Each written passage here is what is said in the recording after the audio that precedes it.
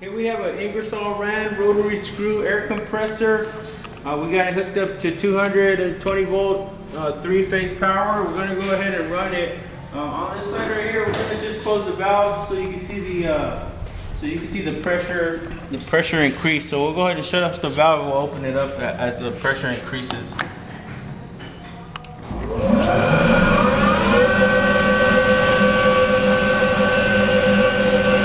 This right here is your pressure, your PSI, and you'll see it go up.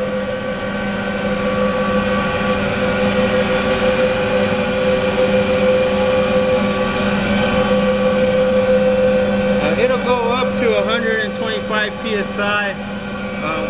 We'll just run it up just a little bit just to show you that it does build up some pressure in the tank.